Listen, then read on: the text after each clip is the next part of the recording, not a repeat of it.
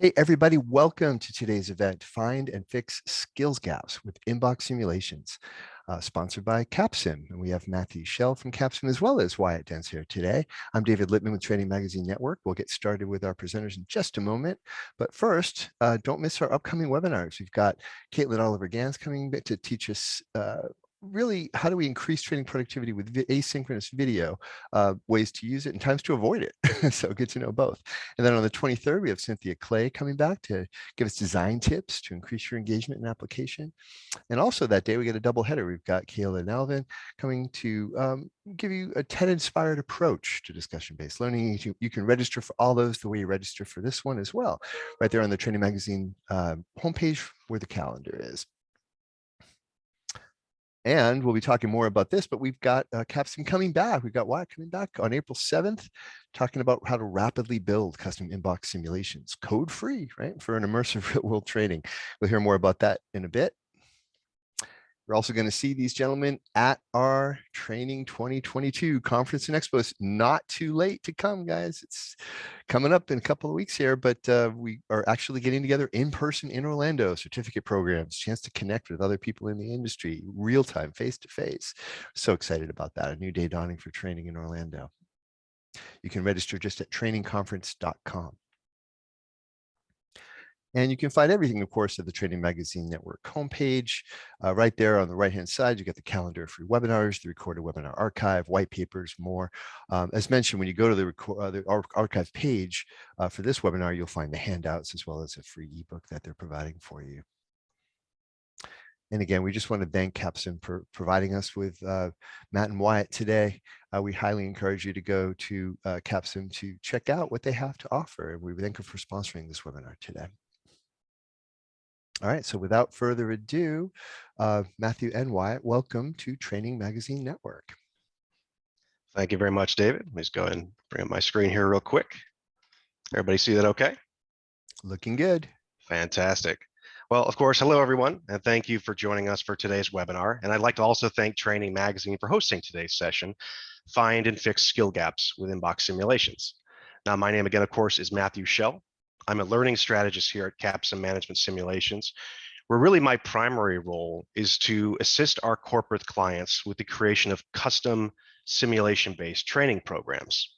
Now, some of these are more facilitator driven, both online and virtual, but really our primary focus over the last several years is making more self-directed, customized, and direct training methods with inbox simulations. And we have a very exciting session for you today, where really what we're going to do is explore the importance of upskilling and reskilling learners, particularly when it comes to today's workforce. And then from there, we're going to discuss how we may need to rethink how we find and fix skill gaps. And then after that, we'd be delighted to introduce you to inbox simulations, a very new and intuitive way to measure these key skills that really puts an onus on putting the learners in a scenario that mirrors the real world environment that they operate in every day, is going to be directly relevant to that learner's role, and evaluate skills at the task level. So to get started, let's take a look at a brief agenda of what we'll be covering today. So first things first, thought I'd just tell you a little bit about us here at Capstone and our history of corporate trainings and the kind of our areas of focus. And then from there, we'll get right into the meat of the presentation, talking about the importance of upskilling and reskilling by really taking a look at the costs of skill gaps, whether they be tangible or intangible. Also looking at the current environment that we're operating in and just how much has changed over the last 2 years alone, and how that kind of has been compounded upon challenges that we were facing prior to that. And then, of course, taking a look at the way forward. Where do we really need to address these issues and how we can do that effectively? And then after that, we'll, of course, talk about inbox simulations and kind of frame this as how we kind of built these type of solutions by basing them on in-basket exercises that were already incredibly effective when it came to their use in assessment centers.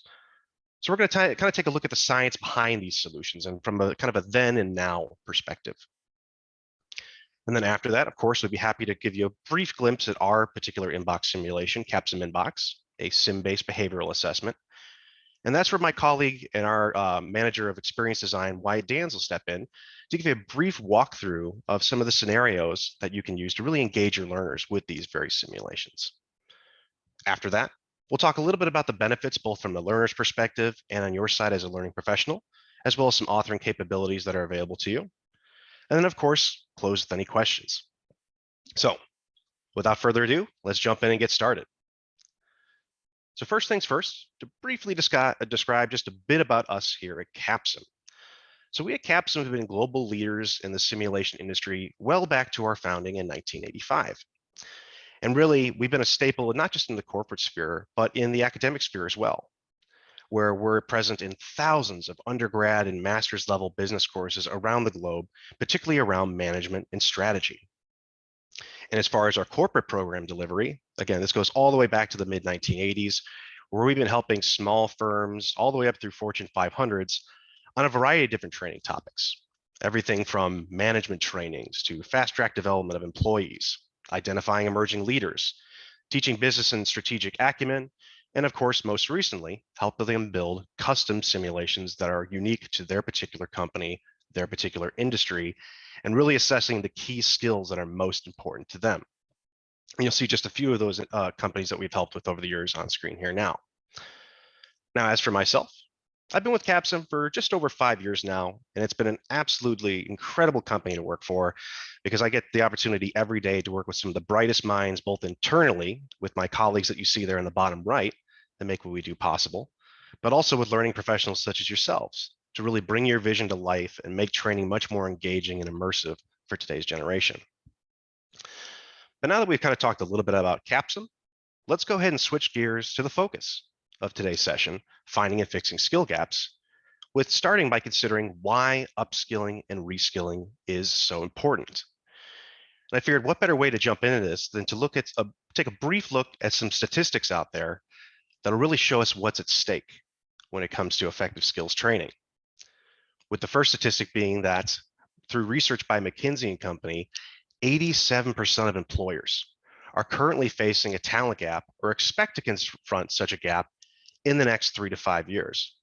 So as the first question I like to pose all of you in the chat is, do you have a skills gap at your organization? And when did you exactly realize that it was an issue? I'd love to hear your feedback on that. But as for 87%, this awareness is great of the gaps out there, but resolving it is a little bit more of a complex issue. Which leads us to our second statistic by Gartner, who found that nearly 1 in 3 skills needed for a job in 2018 will not be needed in 2022.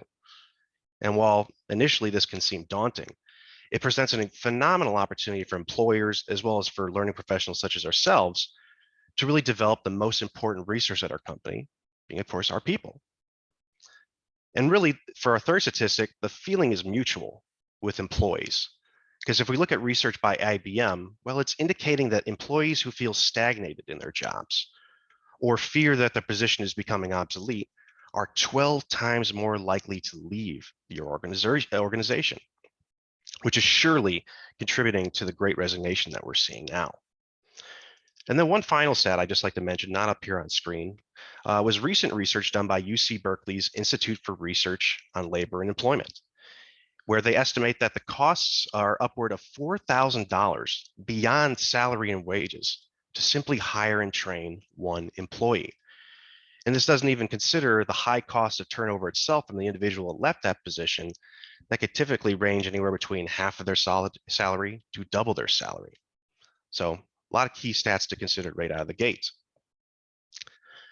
But now kind of looking at what exactly is upskilling and reskilling important, kind of getting more into the nuance of it, I figured we'd start with some key definitions, which I'm sure most of you are aware of, with what is exactly these two terms? What are they? Well, reskilling can be simply defined as having existing employees learn new skills or information to take on a new or expanded role within their company. And as a very relevant example, this can include training in-store salespeople to work as remote customer service agents. And when it comes to upskilling, well, we would define this as having existing employees learn new info and skills to do their current job more effectively, more efficiently. And a quick example of this would be, say, a data analyst that was just trained up on a new tool that will help improve their research and increase their performance. But why exactly are these skills so important? Why is upskilling and reskilling so important? Well, a great way to think about it is upskilling and reskilling is the link between the successful execution of your company's strategy and your people, the individuals that are, of course, going to get you to that success. And honestly, you could kind of frame this as a competitive advantage by training them to really reach their highest potential. And the results of that can have very widespread impacts, not just in how your people perform on the job, but also how they collaborate with their teammates and interact with customers and potential customers as well. And in fact, we have some stats to back this up as well. Again, going back to IBM, where they put out a recent study that found that the CEOs that rank investment of people as one of their top priorities was the #1 fastest way to accelerate their company's performance. And really, it's companies that are making these changes now that are going to be really the technological innovators in their given space and in training in the future. But why is it more relevant now than ever? Well, there's a couple things we can consider here. First, is that there's a significant increase in occupational transfer over the last 2 years. But this was something that was very much consideration prior to that. This is due to all sorts of forces out there, a lot of them having to do with the future of work, automation, leveraging AI, machine learning, increased data analytics, and so on. And really that brings us to our next point on the future of work, in that this kind of digital transformation of the workplace, moving to a more remote atmosphere, has only been kicked into high gear dramatically over the last 2 years. And while everybody's more connected than ever, we still need to consider the importance of developing key soft skills like communication, teamwork, and problem solving, which were certainly already a focus prior to the last 2 years. In fact, I remember looking at research going back to every bit of 2015 saying this is a top concern, and it has been ever since. But it's even more critical now due to the move to remote work. But what exactly are the costs of skill gaps, both again, tangible and intangible, and how can they directly affect your company's bottom line? Well, let's start with a quick definition of skill gaps. Again, as most of you know, it's simply the mismatch of skills between an employee's skills and the skills they need to do their role effectively. And it makes it much more difficult for individuals out there to find a job or find a role that's a good fit for them. And then it makes a challenge for employers to be able to find appropriately trained employees. And this comes through bright as day when we look at what CLOs had to say with a recent question from an ATD survey in 2019, where they said that 75% of CLOs say that skill gaps directly adversely affected their service delivery, their customer experience, as well as from a macro level, their future growth of their company. And what this does when bring it to our level is it prompts a very valid question. Are we effectively ensuring that our people can do the work that needs to be done to effectively execute our strategy? And while we've done a lot of great work in this area, the answer is we're not quite there just yet.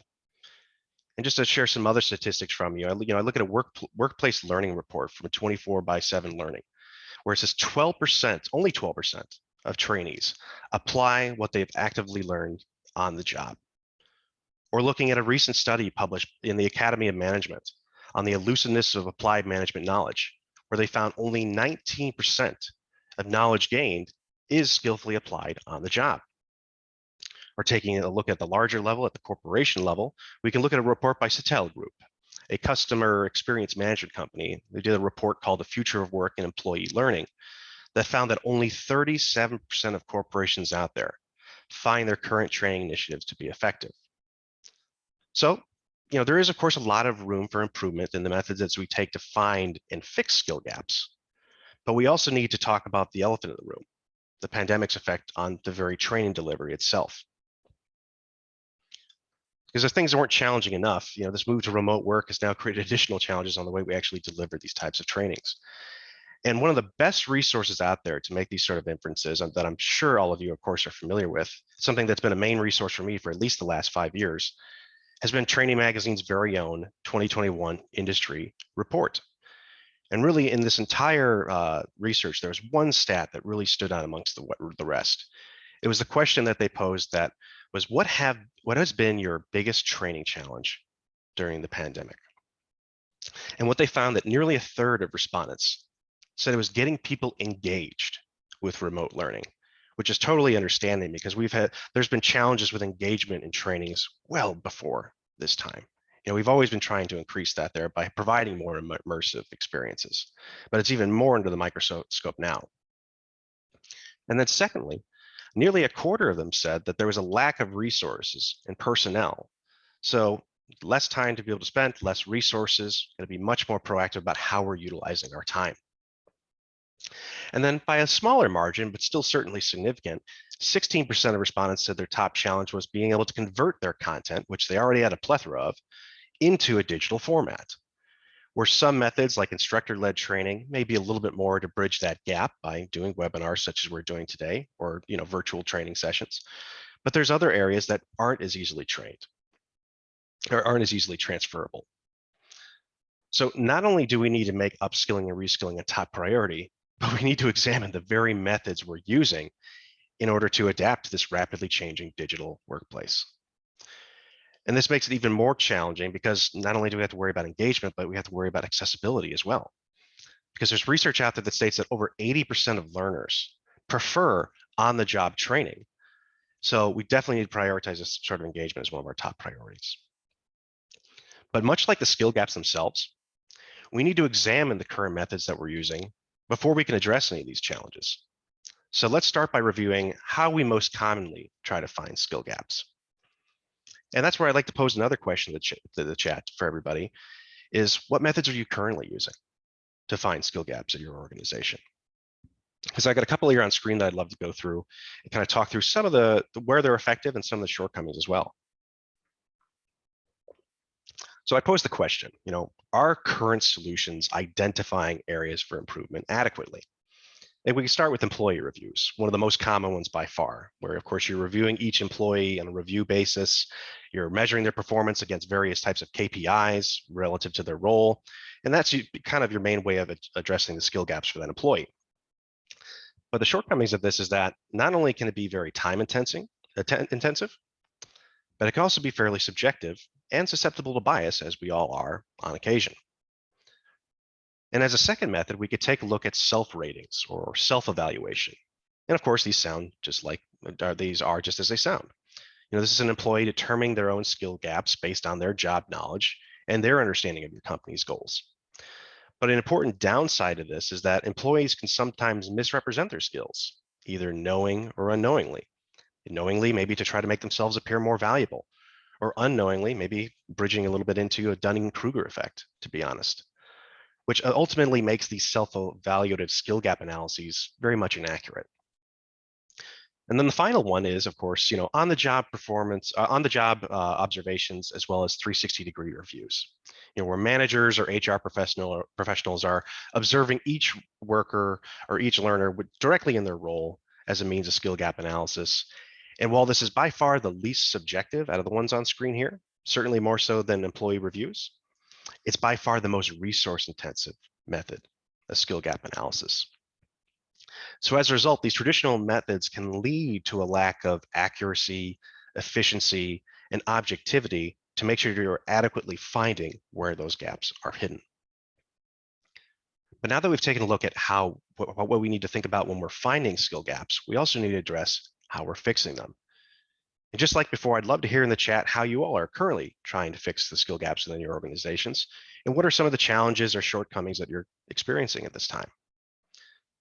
And really the first question that I think of here is, are we adequately addressing the problem?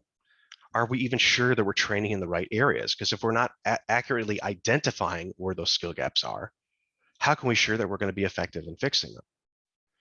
And an additional consideration here is, how are we exactly measuring the learning outcomes? How are we measuring the effectiveness of our own training solutions? Because many still out there are relying on the completion of training exercises as their main form of measurement, which is ultimately insufficient when you're trying to measure essentially the ROI of your training programs. And then as a final note is that many solutions out there are too generic, and they don't really offer any customization capabilities to really make it fit your organization. Because that's really what it comes down to, is you want to make sure that you have a solution that you're using or a method for training that fits to your company and not the other way around. And these are just a few examples here, but it's kind of, as you can see, kind of like a cyclical nature Where if one isn't effective, if you're finding skill gaps as ineffective, then it obviously will impact fixing, and vice versa there. We want to be sure that we're using our resources effectively, and we want to make sure that we're reinforcing the learning that we're implementing. And as a result of these pitfalls, many L&D professionals out there have seen little gains when it comes to the learning transfer. What are they actively taking away from training or performance trains on the job? And at the same time, there's an absence of data that they need to make business decisions alongside with that. So where exactly do we go from here? What's the way forward? Well, I would suggest that we go back to looking at the essentials of what an ideal skill assessment looks like and what we think it should strive for. And I bring back those very three key points from the earlier slide, that we want to focus on objectivity, relevance, and accuracy in the data we're getting from those skill gap analyses. Again, ensuring that we're spending our resources wisely and that we can demonstrate the effectiveness of our methods. However, I would like to propose that we go a step even beyond that. From an objectivity perspective, we want to make sure that the training methods we're utilizing, specifically in a remote atmosphere, are mirroring the real world environment as much as possible, because that's the environments the learners are operating in every single day. So solutions that are both immersive and relatable, which brings us to our next point on relevancy. We want to ensure the skill assessments are relative directly to their given role in the organization. And this means moving away from more standard quizzes and exam styles, knowledge checks, and towards something much more customized and engaging. And then third, we want to make sure that we're evaluating skills at the task level. That way we can ensure that we're assessing learning transfer by basically testing the learners through the practical application of knowledge. And again, just to reiterate, we need to ensure these solutions we choose are accessible to a remote workforce. But the good news is we're not necessarily starting from scratch here, because there are proven methods, albeit they did need to be adapted for today's atmosphere, that provide all of the data, all of the points here that I'm describing. So what exactly works? Well, there's been a reliable method for a long time to objectively measure skill gaps. Some of you, I'm sure, are aware of this. They're called in-basket exercises. And essentially what these are is they're assessments that are used to screen for candidate hirings, as well as the promotion of employees. Participants engage with stimuli that mirrors the real world, things like mail, phone calls, documentation, memos. We give them a limited amount of time to respond to how they would go about certain requests or daily tasks, and they have to adequately prioritize them. And this is something that's been a staple in a lot of assessment centers out there. And it's usually a part of a multi-day assessment process, right? A component of it, right? And this is something that we at Capstone can actually speak from experience on as the inspiration for our own inbox simulations, because just a few years ago, we created a soft skills development initiative for our internal managers. And being based right here in Chicago, we found the nearby DePaul University was offering these very in-basket activities. So we enrolled several of our team members in this activity. And while the outcomes were there, we got what we were looking for out of the training, there were some challenges that crept up as we started to think about putting, a lot of our staff at scale through these activities. So again, an excellent method, but it's got a few drawbacks, with the main two really being the time investment. In-basket activities themselves can take nearly half a day to complete. And then again, this being part of a multi-day process of other different assessment methods. And then the second drawback was really the waiting time. Your results aren't delivered immediately, but rather weeks later. So you're really not capitalizing on the momentum of the training that you are of the activity that you just went through, basically. And then, of course, there are some smaller concerns. The proximity to the provider. Is this a training that you're driving 45 minutes to, or is it something you can get online? Most of these are at actual assessment centers. And then, of course, there's the cost. The results are great, but you always have to consider that as well. But that's really, it was based on our own experience and really looking at the literature and the science behind in-basket assessments that go all the way back to the 1950s, where we decided that this is where we can really make a difference. Honestly, this was kind of the basis, the foundation for us to create our very own soft skill training platform, which brings us to today's version of that we refer to as inbox simulations. And at this point, I'd like to share with you exactly what one of those inbox simulations looks like by introducing you to the one that we have created at Capsule, which is called Capsule Inbox. which is a simulation-based behavioral assessment.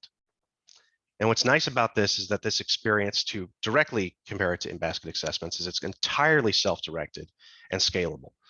We're talking about being able to implement these inbox simulations as simple as sending a hyperlink out. That way individuals can go through a direct training that's relative to them. They go through the entire process on their own, and then you can watch as the results come in as an administrator. And then secondly, we want to make sure that we're providing instant feedback, instant results to both the participant and to the learning professional. And this is immediately upon completion. So really addressing those two drawbacks the most right here. But what exactly is an inbox simulation?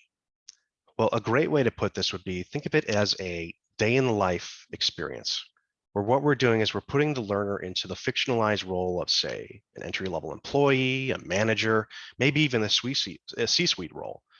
And what we want to see is how they handle the day-to-day tasks, issues, and even crises that they may experience in that role. And another great way to kind of conceptualize this is to think of it as a digital choose your own adventure, where depending on the different ways you respond to different email and instant message stimuli, well, you're going to be able to see the consequences of your actions in real time. And as a result of that, we're able to have a very concise assessment here, and immediately upon completion, provide them a feedback report, which we'll show you a little bit later on. But as the next question to pose to the audience, I'd love to see, have any of you seen a platform like this before? Are any of you familiar with the concept of inbox simulations so far? Because what we try to do was immediately address a lot of the concerns that we saw in the research out there, primarily, again, referencing soft skills. So what we kind of did on our end was made a ready-to-use suite we call the Leadership Series, focusing on core soft skills like problem solving, communication with a general management inbox simulation. And then from there, we created people management, more looking at supervisory competencies as well. And then from there, we've made additional inbox simulations around topics like ethical decision-making or time management. So that way you can have a quick assessment that shows just how adequately you can be aware and adapt to different tasks, and how prone are you to procrastination. And all of this in a very fun and engaging way that everybody goes through on a daily basis, given the email format. And what's nice about these two, it's fully customizable. That way you can build this directly in a version of your company and really assess the key skills that matter most to you. So kind of a quick comparison, kind of a then and now from in-basket to inbox simulations. But what I'd like to do now is spend a little bit of time looking at the science behind this, the versatility, the validity of these inbox simulations, as well as their reliability and their relatability as well. Starting with their versatility and validity. So essentially, building on InBasket's long history of success in assessment centers, we sought to improve this by making a much more self-directed, time-sensitive, and simulation-based approach. And as I'm sure many of you are aware, there's a lot of benefits to simulations and experiential learning in general, because learners are, of course, learning by doing. Again, that practical application of knowledge. And historically, both in-basket exercises as well as inbox simulations have been some of the strongest predictors of managerial potential, as well as job performance. With in-baskets, of course, going on their history of over 70 years at this point. And I can actually give some insight on our end and how we did this with Capstone Inbox, because when we decided to create these inbox simulations, we worked with 4 PhD level industrial organizational psychologists who were also business school faculty to develop the solution.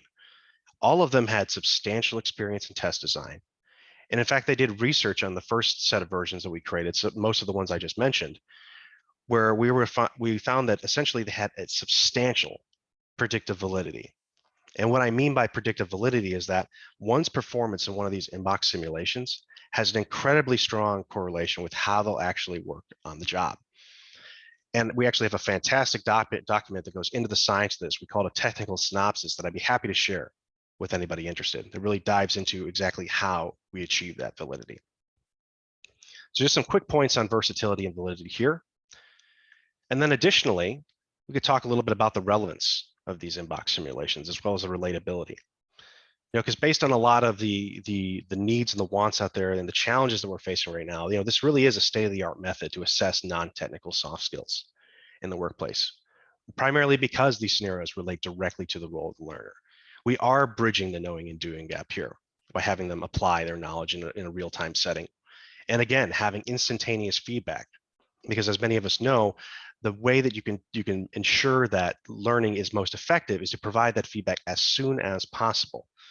In fact, there's research going back to the 1800s that says that any knowledge that we retain, well, we'll lose about 75% of that within the first 6 or 7 days after learning it. And then there's the relatability component to this. There's a reason we tried to set this in a familiar email format, because it's virtually universal among all careers out there. I'm sure many of you have already shot out a couple emails today already.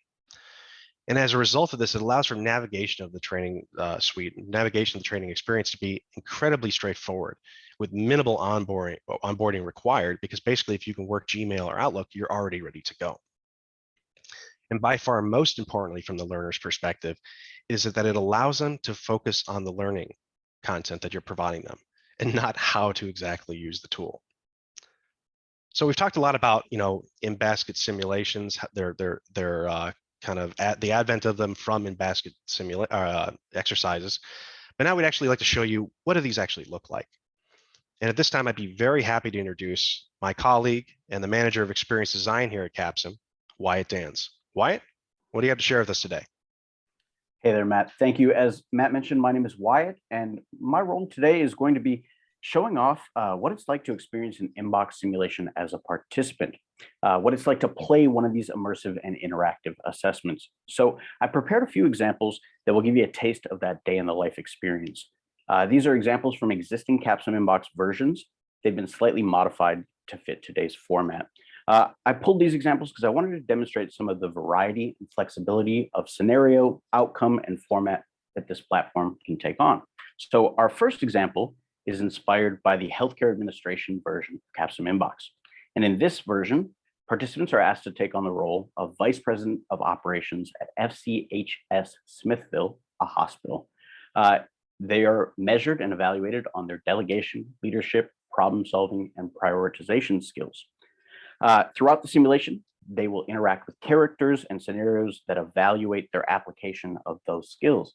For example, you may get an email from a colleague named Jane with the subject line, instrument sterilization. Jane says, after a relatively routine procedure in the OR, one of our techs discovered that the instruments used during surgery had not completed the sterilization process. The instruments were used by an unaware Dr. Andrews during a successful repair on a hiatal hernia on a patient. There's currently no sign of infection, and the patient and his family are currently unaware of the situation. As we continue to examine the details of the incident, how should we proceed? So I ask you, what would you do in this scenario? And I want you to think about your answer in your head here. Your options are A, you could ask Jane to schedule a root cause meeting immediately. B, reply to Jane, thank you, let me know what you need from me. C, reply to Jane that you would need to notify the family right away. So lock that answer into your head. If you chose A, that would be the most effective response to this scenario. The participant would get points in delegation, leadership, problem solving, and prioritization for A. B would be less successful. You would lose points in problem solving and leadership. And C is a generally effective response, but not as effective as A. You're going to get points in delegation, prioritization, and problem solving, but less than if you selected the root cause meeting. Now, that's because ultimately notifying the family will likely be part of the process, but at this point, you don't have all the information to make that decision. I love this example because it demonstrates something that Capstone Inbox is really good at, which is nuanced assessment. In the real world, our response to challenges is rarely just correct or incorrect. There are varying levels of effectiveness to our decisions, and Inbox has the ability to mirror that in its assessment. Another real world element of Inbox is the dynamic, unique branching of decisions, right? So how you respond to situations can have a cascading effect that can ripple throughout your day. So how I respond to an email in the morning could determine the interactions that I have for the rest of the day. And the same is true for some inboxes. If you choose to schedule a root cause meeting, you're gonna branch and see a different experience than if you chose to notify the family right away. And so that's another element that keeps this dynamic and similar to the real world. I'm going to move on to the second example here, which is an example from our ethical decision-making version. It's a completely different experience from the healthcare admin scenario. In this case, you're asked to take on the role of general manager at the Monroe Hotel, a boutique hotel. You're evaluated in terms of ethical decision-making on your ability to recognize issues, investigate facts, identify stakeholders, generate solutions, and evaluate consequences. You might be wondering, do I have to be involved in the hotel industry or have some experience in hospitality for this to be an effective assessment? No. The hotel scenario in this case is just a framework for getting those ethical decision muscles working. Unlike the last example, which was built to train and assess people in the healthcare field, this version has a broader audience. Personally, I think taking a step back from my day-to-day role at Capsule and pretending to be a hotel manager is a really fun and engaging experience. And I want to share it with you. I want to see what you do with this scenario. So I invite you to take on the persona of a hotel manager as we go through this next example. I'm going to ask you to put your response to this one in the chat. So let's all vote together on this. You get an email from Tom with the subject line, leverage your network. Tom says, greetings from your little brother. Have you talked to mom recently? I'm reaching out because I've been tasked with planning an offsite retreat. We have 1 to 2 of these per year, and the entire executive leadership team is in attendance, so it's a big deal. After researching options, one of the people I spoke to was Sarah Lynch. She heard my last name and immediately asked if we were related. I know you and Sarah started at the same hotel and are longtime friends. I'd love to book our company retreat at her new place. Would you mind reaching out and asking if she could give me the friends and family discount? It would really help me look good with the new boss if I were to come in under budget. What do you think? Tommy. Once again, please consider what you would do and put your response in the chat. Your options are A, reply that you will reach out to Sarah and ask for the discounted rate. B, reply that you're certain Sarah will give a competitive rate, suggest that he obtain bids from other hotels as well. Or C, ask him to send over the price quote once Sarah provides it and you'll look over it. So Matt, let me know when we have a consensus in the chat. We'll go into this one together. A, B, or C, what are we thinking? Absolutely, Wyatt. We've got a couple of A's out there, but I would say overwhelmingly we're looking at B for this response. All right, we're locking in B, and congratulations to the ethical titans out there. B is the most effective response in this case. You will earn points for generating solutions if you select B. There are 3 things I want to talk about here. One, if B seemed like the obvious answer here, I want to remind you that I've pared down and simplified this example. In the real version, there's some additional context in the email, as well as a couple other response options that may make it less clear which the correct answer is. The second point being, I've practiced this presentation a few times and I get to this point and I ask, what would I do in this situation? And I'll be honest, I would select A. The reason being, she's my friend, he's my family. It's called a friends and family discount. I would reach out and ask for the discount for my brother. And I say that because that would be an effective evaluation of an ethical shortcoming on my end, which I'm okay with. And I wanted you to know if you put A in the chat or were considering it, you're not alone. The third point I want to emphasize here is you may notice here there's a negative response, a positive response, and a neutral response. And it's a little bit different than the example I showed in the first one that had points associated in the demonstration. And now the reason for that is, as I mentioned at the beginning, there are different structures and formats that are most effective with inboxes. Depending on the desired outcome and the learning objectives, some may be more effective than others. Scoring structure is an example that we see vary from version to version. In this approach, what we're looking at is a more simplified scoring scale. Moving on to the third example. This one I'll go through real quick. It's very different from the other 2 examples I shared. It is inspired by the sales training template project. The role here is sales development manager at Right On Pen Company that sells pens. Here you're evaluated in decision-making, sales acumen, and communication. Now, the reason this is such a different example is because this is a fully customizable template that's available on our no-code Capstone Inbox authoring platform. That means this version can be modified to focus on different industries, different skills, different scenarios, etc. And the example I've pulled is all about qualifying leads. Here, we're asking the participant to reference their knowledge about qualifying leads and put that principle into practice. So the example is coming from Sean Rodriguez, a sales representative, and he's asking, I just received a website inquiry requesting pricing information for 1,000 JJ pens. I haven't contacted the prospect yet, but they provided a personal email address. How should I proceed? Your options here are A, to provide the price right away, B, disqualify the lead based on the email address, or C, set up a call to discuss pricing options. I'll save the suspense and drama of the reveal here and just show you that in this case, option C is the best answer, because setting up a call to discuss the options gives the sales rep the best opportunity to qualify the lead, as well as the ability to provide the value prop of the company in person and on their own terms. So that would be the most effective response in this case. As I mentioned, this example is fully customizable. It doesn't have to be about pens. It could be a completely different industry. It doesn't have to come from Sean, for example. I could put Matt Shell as the sender here, my colleague.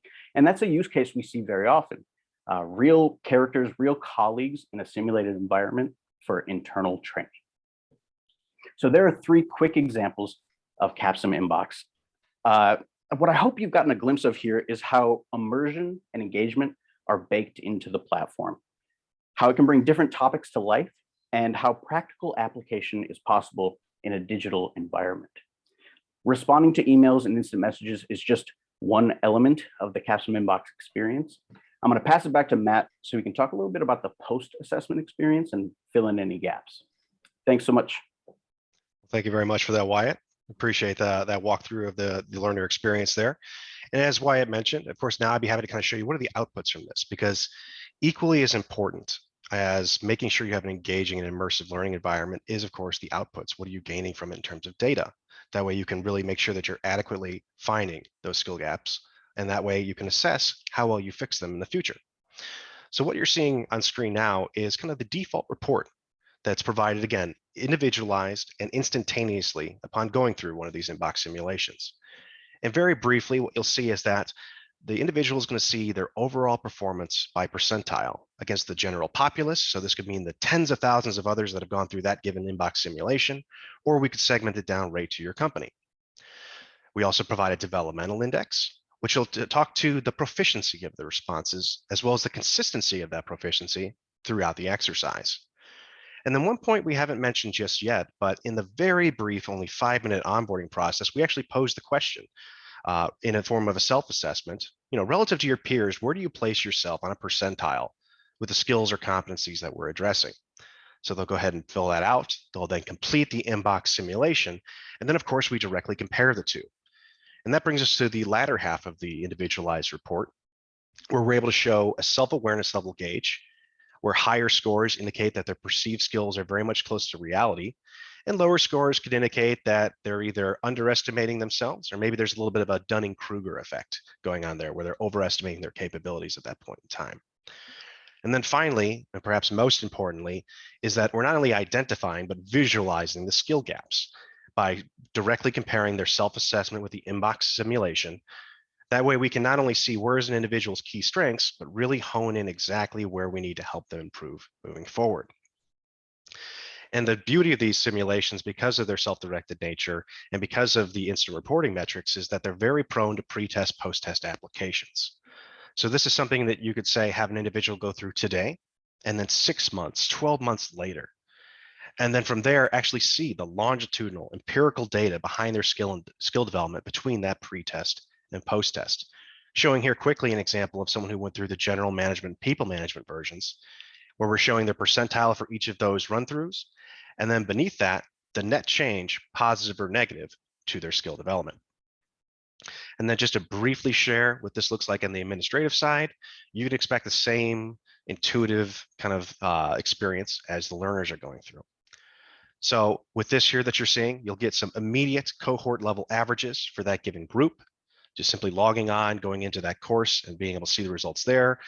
And you're getting averages at the percentile level for that group, as well as the individual skills or competencies we're assessing.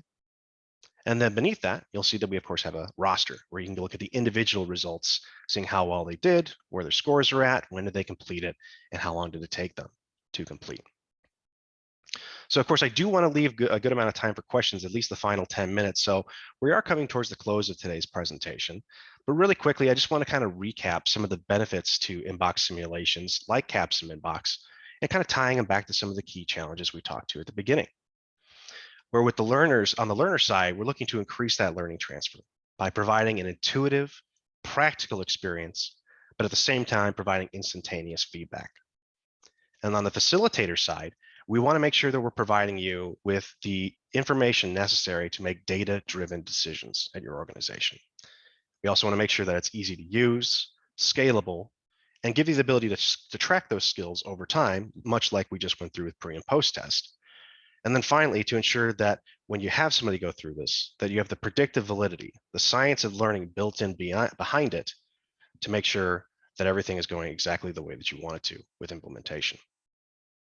And as Wyatt briefly alluded to, we do indeed have an entirely web-based, no-code authoring platform for you instructional designers out there, but also for those that have never designed their own training before. It's very accessible, fully customizable. That way you can go in and build these very inbox simulations yourself. And it's easy as just creating an account and you can immediately start building. Great way for a lot of the people that I work with to immediately modify existing materials to make them more immersive, simply by changing, say a lot of times, exams or quizzes into much more of an email narrative that's a bit more practical. It's also very good at providing accessibility and applicability, regardless of what you'd like to focus on. And again, driving home, just like the learner experience, from a learning design perspective, you can focus on the content, not the actual platform on how to use it. And as a final note, this is a very versatile solution. We've spent most of today focusing on skill gap analyses and also with pre and post test assessment applications, but we also see this used very commonly for hiring and selection. In fact, we have key clients that have told us, like Reach HR Group out of South America, a talent sourcing company that has reduced their candidate screening time by 50% with these inbox simulations, simply by making 5 to 10 minute role previews that they put on an application. And it allows for applicants to see exactly what a day in the life will look like if they work for that firm. And it's providing on Reach HR side the information they need to be able to kind of prioritize whom do they want to screen in what order, but obviously a component of the process. And then additionally for certification as well. In fact, as a practical example, we at Capstone just did this with becoming GDPR compliant, adhering to the global data protection standards from the EU. Well, what we did was our team created an inbox that not only taught us what was GDPR and what those standards are, but then we went through practical scenarios to ensure that we were all at 100% compliancy, everybody in our company, which of course was a parameter to hit that GDPR compliance. So there's a few things there. And then as we come to the close here, if these are interesting to you, if you'd like to learn more about inbox simulations, we'd be more than happy to connect with us. And as David alluded to at the beginning of today's session, there's 2 ways to do so. We'll of course be at the Training 2022 Conference and Expo at Disney's Coronado Springs, only a mere 2 weeks away in Florida. We'll be participating in the 2-day Expo on the 28th as well as March 1st. And we'll be doing a similar presentation there on site on that Monday. And then also, if you really want to get a little bit more of an in-depth look at the authoring capabilities to build your own inbox simulations, feel free to join us for our April webinar, which will be, of course, hosted by Wyatt Dans, as well as the Senior Product Manager for our inbox simulations, Luke Courtwright. We're calling this again, Rapidly Build Custom Inbox Simulations, code-free for an immersive real-world training. And here's just a couple of the learning objectives of what you can expect there, but really putting an emphasis on simplifying your challenges with digital learning and showing you how to create those custom experiences. And in fact, a little bit of sneak peek for you all, we're actually going to be doing an authoring competition that we're going to launch during that webinar. So if any of you would like to take part in that, I would highly suggest you take a look at that. It's going to be a very fun session as well. So as we move to questions, I would very much like to thank all of you for your time today. I hope you found today's session to be very informative. And if you'd like to connect with us at Capstone to kind of help you drive some of your learning outcomes, feel free to let us know. I went ahead and put my quick QR code. If you want to scan that with your phone, you'll be able to set up a meeting with me. Happy to chat with you at your convenience. If you want to test drive that sales simulation that Wyatt mentioned, we'll have a link to that. If you want a custom consultation to see how we might be able to assist you, happy to do that as well. Or if you just want to explore the authoring platform, we can always assist you with that. So again, thank you all for your time. And at this point, David, I'll turn it over to you to see if there was any key questions that we'd like to address in the final 10 minutes. Sure. Yeah. Again, thank you for the presentation, Matt and Wyatt. You can see the value of this already. Maybe I'll go with some of the easier ones to answer first. Sounds good. Yeah. So we've got a question from Donna. Is this software that the company buys and makes the simulations themselves, or something you own and create for the clients? So a bit of both, actually. We, of course, with the authoring side, we want to make sure we're giving you all the exact tools that we're working with. That way you could develop these on your own. And of course, we could provide training to your staff on how to effectively make these. But I will say it's very intuitive, and we wanted to design it that way. But at the same time, we understand that creating these type of solutions may be new for some companies, and that's why we work directly with our IO psychologists on staff. This is something I do very commonly. That way, we can assist you with creating those if you'd like. Really, just comes down to a conversation between the scope with us, what skills you want to assess, and then we've been able to create these simulations custom, like a 60-minute experience in as little as a month, basically. Great, thanks. And then let's see, or Morgan was asking, can you upload videos or snippets to your inbox scenario? Yeah, yes, you can. In fact, in addition to videos, there's a variety of other multimedia you can add. Essentially, any Microsoft Office style documents, video clips, audio files, because one of the more unique things we've seen is people leaving voicemails as a way to respond to those, right? So that's one way you could do it. And then there's a variety of outbound links and everything that we can interact with as well. So a lot of fun kind of third-party integration that we can discuss. I'll tag onto that, Matt. One of my favorite ways that's handled, email attachments. You can attach video files, PDF files, and otherwise. There's also a drive area where if you've got more robust content that's supplemental, you can host it there, as well as an area in the pre-inbox area where if you need to set the stage with any materials, you can embed materials as well. So lots of ways to handle that supplemental content. Excellent point, Wyatt. Yeah, thanks, Wyatt. And Benjamin was asking, regarding the ethical decision-making, how did you come to your ethical standards? Was that in-house, or did you use SMEs or somebody else? So yes, a great point of that. And actually that allows me to talk a little bit about that validity review. Yes, subject matter experts have been our primary method for this.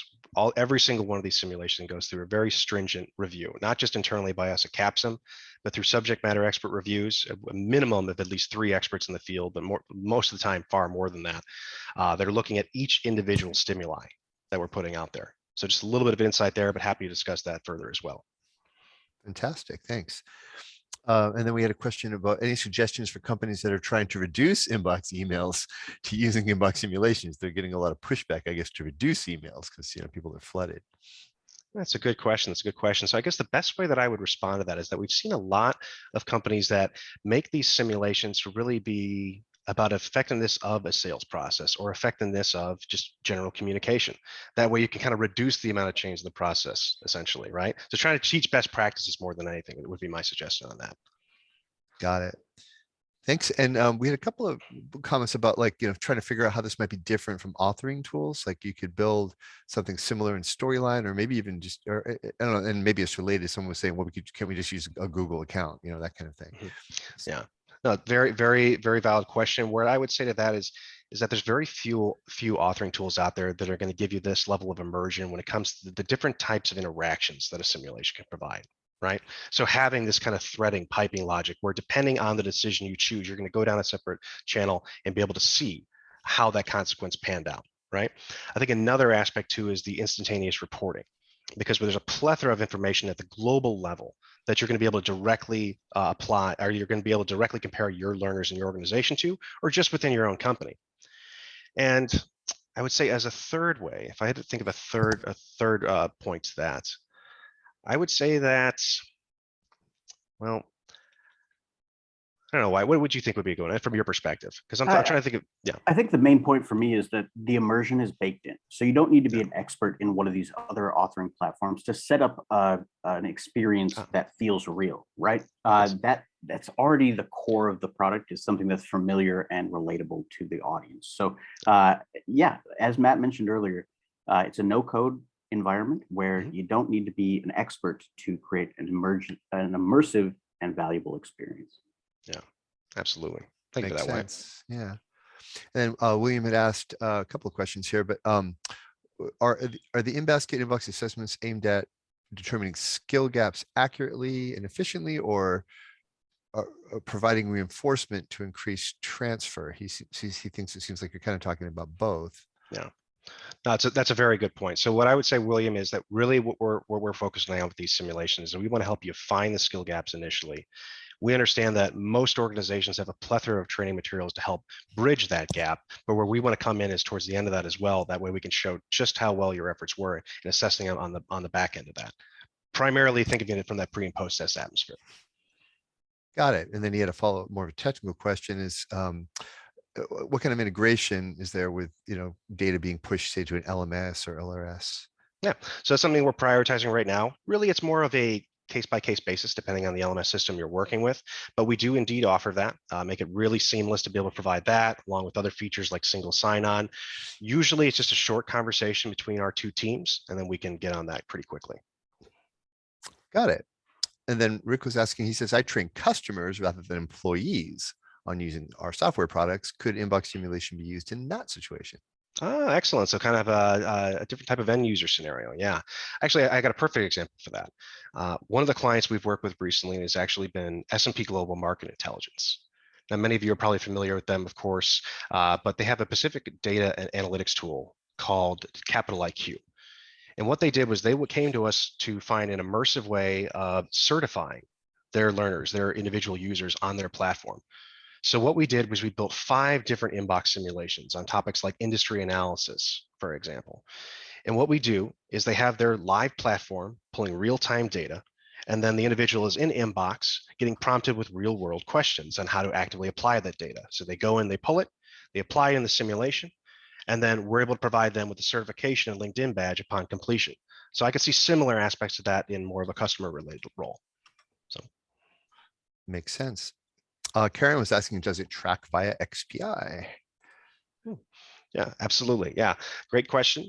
A little bit more on that. We tried to talk it to our technical team on that to get into the pure specifics. I just don't want to make sure I'm providing accurate information there. But my short answer would be, I'm sure we can. Fantastic. And I think we had another one come in while I was doing this. Hold on.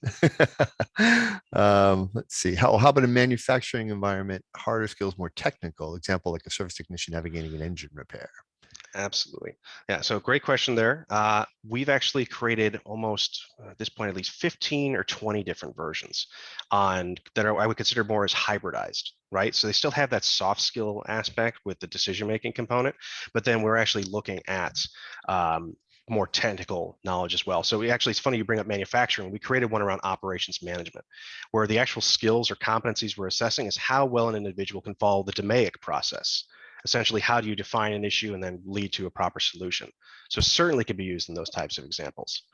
In fact, we are working on one right now with one of the larger freight companies in the US that is for their freight managers, right? How they interact with different logistical issues on a day-to-day basis. So certainly could be used for that. So the soft skill component, and then also on process side. Fantastic. And then you may have addressed this, but how long do these simulations usually take to complete, and how long to create? Yeah, absolutely. So the majority of the simulations that we have readily available only take 60 minutes to complete. In fact, or that's what we allot. The average completion time is about 45 minutes. However, it can be as in-depth or as short as you'd like. Again, looking at this from a hiring perspective, most of the role previews created on this platform have only been 5 to 10 minutes long. So from that perspective, to create a solution, you're talking about something like, maybe just a few hours time to create an immersive experience. Very, very quick turnaround. Because again, actually, the first time I mentioned this would be the most common way that I work with authors to create these sims is that they're taking real life emails, as Wyatt alluded to, and then simply de-identifying them as the basis of their content, because you can't get much more real than that. So. Wow. Okay. Well, those are the questions we've had, and we're kind of coming up at the top of the hour. I'm going to put this link in again. If you want to register for the April session, highly suggest doing that. If you want to learn more, and of course you can check out Capstone. We put a link in there in the chat for you as well. And we have contact info for Matt right here on the screen. And this will be on the recording as well. So Matt and Wyatt, thank you again so much for all the wonderful information and for joining us here at Training Magazine Network. Absolutely. Thank you, David. Thank you, Training Magazine. And thanks again to everybody for joining our session today. Really appreciate it.